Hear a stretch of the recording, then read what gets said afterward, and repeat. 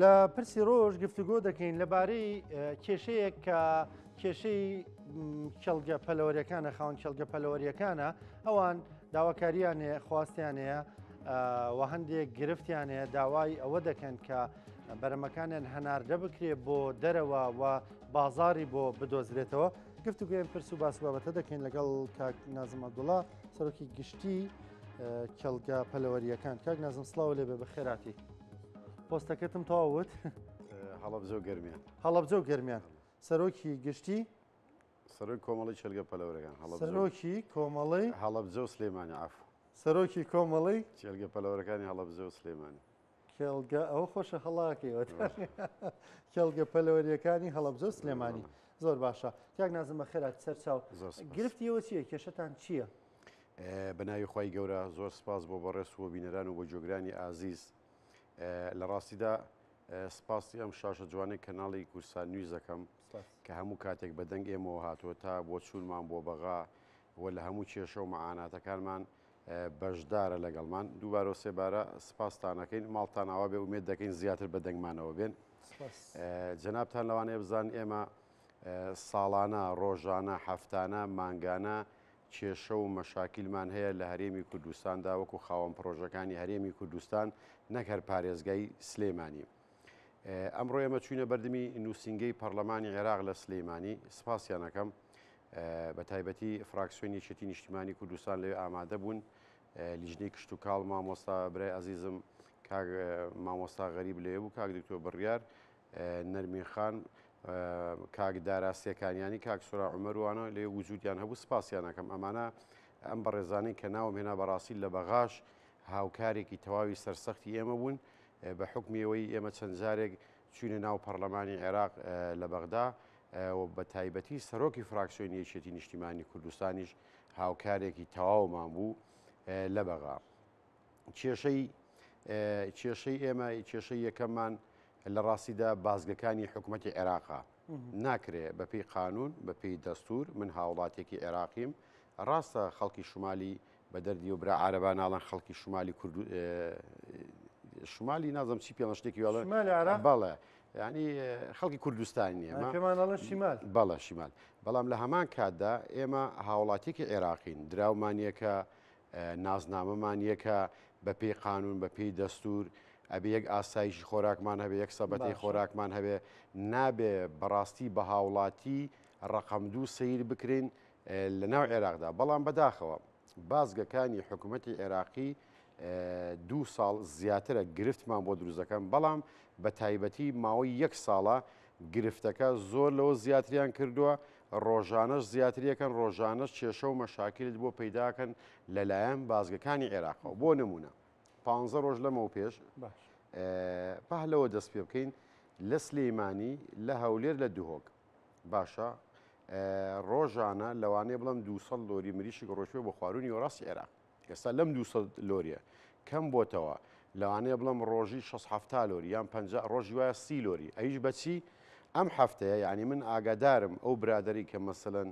مریشکی کڕیەوە بۆ خواردنی وەڕاستی عێراق سوێندی وەکتی کاکە لۆرێک 5 ملیۆنی ومداوە بەزەکانی حکوومەتی عێراقی ینی 3 ملیۆن و لە نەکاوی کاتە 5.5 لە نەکاوێک ڕۆژێک بە دڵی خۆی بە میساجی خۆی لەسەر چ بنەمایەکەم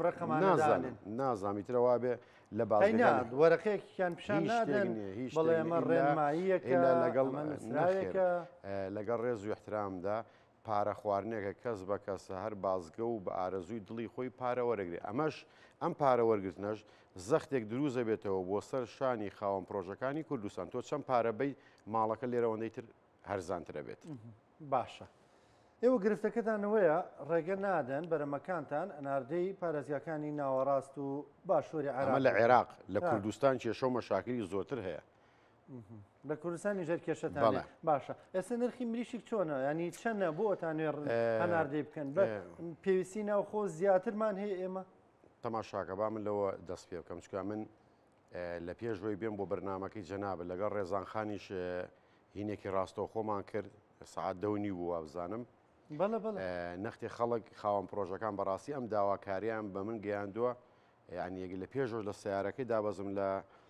لای ئێوە لە کورسان نوویست 3-4 پرۆژەی تر ئەویان بۆ کردم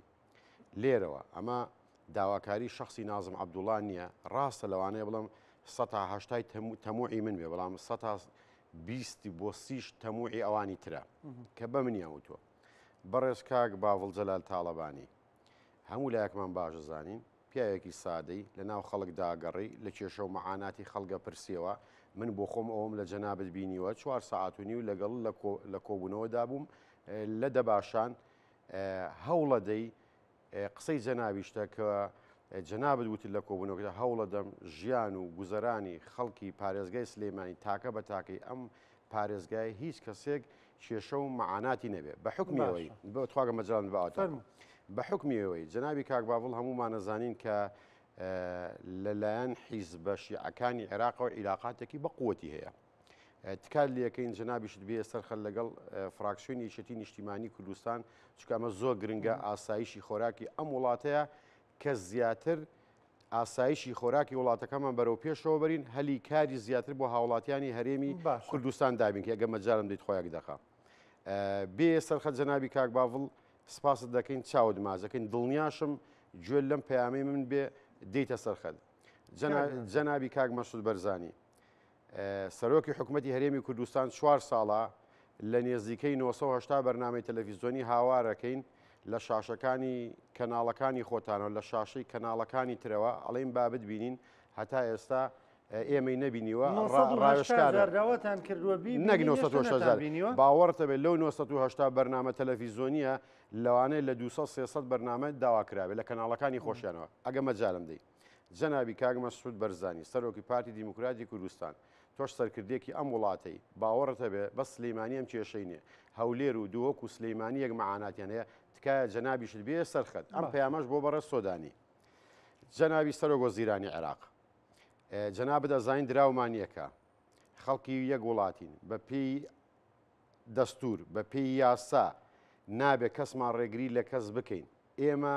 با نەبینە سیاسەتی بینی هەرێمی کوردستان و بەغا بە حکمیەوەی ئێمەوە بەرهەمهێنین و بەرهەمهێن لە هەموو وڵاتێکی دنیادا ڕێزی خۆی هەیە شتەکانی بۆ بازاڕەکرێت تکایە جەنابی سۆدانی جەنابیش بێ سەرخەت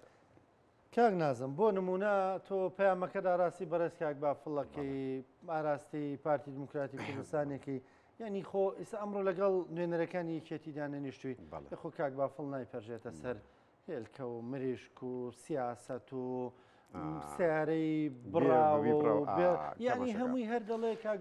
مەبەستم لە چییە؟ ئێسام بۆ ئەگە مەجالم بێ باشە قەینا دەستنیشان کراوی دیاریکراوی بەڕێز کاک باڤڵن و فراکسیۆنی ئەوەن یەکێتی نیشتیمانی کوردستانن لەگەڵتان دانیشتون برای بەڕێزم بۆ خۆشم کادرێکی یەکێتی نیشتیمانی کوردستانی پێشکەوتم بەبێ مەعاش بەبێ هیچ شتێک بە بەنزینی خۆم بە ئەرک و ماندووبوونی خۆم لە وەختی خۆمەگرم لە کاتی خۆمەگرم وەک منەزەمێکی خێرخوازیم لێ هاتووە نەم کتۆڵا قاعەک سەوزە یەک سپیە یەک زەردە یەکەوە حیزبەیە جەنابیش لەوانە ئەو شایدێن بۆ بێ ینی ڕاگەیاندن هەبوو لە کەناڵی ڕوودا و لەبەر چاوی بینەرەکان بە منی و تۆ نازم تاکە سندیکایە لە سەرانسەری عێراقدا چالاک بێ هیچم نییە بەڵام وەکو ئەوەی کە کادرێکی یەکێتی نیشتیمانی کوردستانم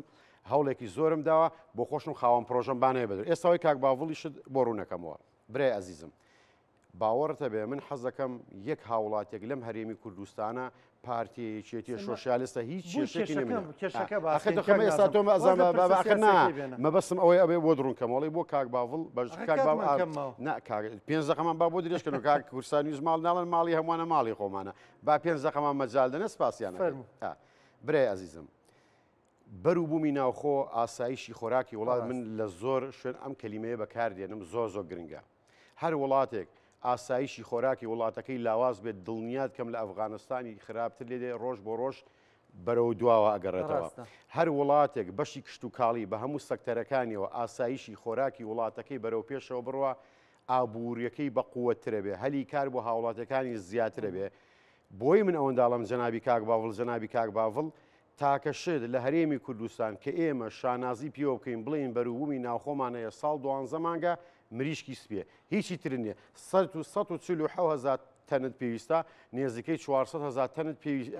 هەیە. یعنی سێقاتی بەڵێ. خۆژێنی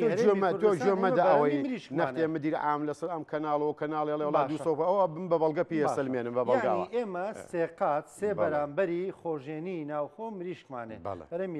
بەرەمی مریشک و هێلکەش مامانشەوە بەڵە بەڵە هێرکەش هێرکە ڕۆژانە ئێسام کوردستان نازام لە سلەیمانی 2000 کارتۆرمان پێویستە 4500 کارتۆرمان هەیە. ئەی سپاس بەخوای ژیانی دووقات بەرەمی خۆژێنیمانێ باشە ئەی بۆ نرخەکەی ینی بەرز و نزمیەکە بەرز و نزمەکە کاک نازم قسەیەگەی بام ڕخنێژ لە بەگرە ئاسایی باشە ئەڵێن مریشک ببێتە 4000 تۆ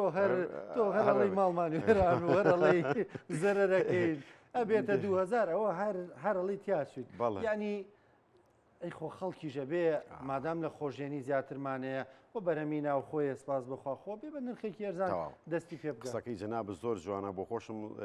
ینی وامان لاتۆ لەگەڵ برا ڕۆژنامە نووسەکان وەک ڕەفیقمان لاتۆڵە نەگەر مریشێکدا بەزەڵە نازم دموچاوی خۆی تێک ناوە یعنی لە گروپی ڕۆژنامە ئەگە بەرزیژە بێتەوەڵەن لە دوورەوە پێیەکەنێ برام باوەڕتە بێوانێ من لەم کەناڵە جوانەی ئێوە لەوانەیە بۆ خۆتان شایدیم بۆ بن تومەگە چیلۆی مریشک بە 1000 دیناریش بێ بۆ هاوڵاتێکی بێمەعاش کرێچی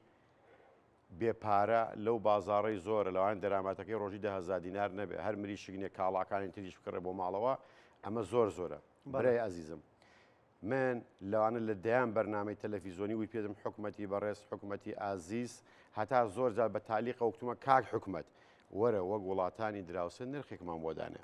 با یەک نرخ بیت نە هاوڵاتی تووشی زەرە دو زیان بێ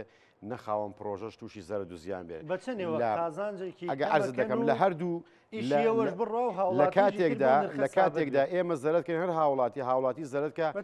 هەر هاوڵات زەرەرکەن پەروەرگەکان داخەن ئیترەوەش زەرەری هاوڵات برای عزیزم بچنیەوە شتێک دڵنیا دەکەم ئەگە مریشک ئەچێتە 3500 یان 4000 گرفت هەیە لە نەکایەک خاوەندەوادین 6 مانگ بە 2000 فرۆشە یان بە 1900 یان بە 2 ڕۆبێک ئەوەندە زەرەر دەکات تااقەتی نێتی کاتەوە کاکە نە 1900 نە 4000 باش ئێستا من عەرز دەکەم تێچوونی چیلۆیە مریشک 2400 دینارەکەوێ 2400 بابێ حکومەتی هەرێمی کوردستان لایەنە پەیوەندیدارەکان ئەگە ئەمەنە دڵسۆزی هاوڵاتیەکان بابێن ڕقابەی چاودێری بکەنە سەر ئەو موادانەی بۆ خاوەن پرۆژەکان بەکاردێ تێچوون ئەوەندە هەرزان بێ هەم ئێمەش سوودی لێبینین هەم هاوڵاتیانیش سوودی لێبین وڵی کاکە ئێمە پێمان خۆشە بەڵام وڵی هاوڵاتی بەڕێز هاوڵاتی ئازیز من چیلۆیە مریشک 2400 دینار لە سەرمەکەوێگە هیچم لێ منار نەبێتەوە ئێستا کاتی ڤایرۆساتە جەناب دەزانین لە هەموو وڵاتێکی دنیادا ڤایرۆسێ ئایبی و نیوکاسڵ و گەمبۆرۆ دڵنیات کەم 15 ڕۆژیکە ئەم قسەی من هەڵگرا لە تۆڕە کۆمەڵایەتەکانی ژەیبینی تا 15 ڕۆژ بۆ یەک مانگی تر 150 پرۆژەکانی عێراق بە هەرێمی کوردستانیش و ڤایرۆس لە ناویە بە حکمی ئەوەی من لەم کەناڵە جوانەی ئێوە دەیان جاری تر وتومە حکومەتی بەڕێز ڤاکسێن ئەمنی قەومیە ئەبێ لە ڕێگای خوێنەوە دروستکەی لە ڕێگای ئەو نەخۆشن نابێت کەسێکی وەک من نەخوێندەوار نابێت دکتۆرێکی بازرگان نابێت کۆمپانیایەک بۆ سوود و جیلفانی خۆی خەڵک ماڵوێران کات. دەست خۆش بێ بەڕێزکە نازمە بڵا سەرۆکی کۆمەڵی کەڵگە پەلۆریەکانی هەڵەبجە سلێمانی سپاس بەمەدەبوون سپاس بەڕوونکردنەوەکانە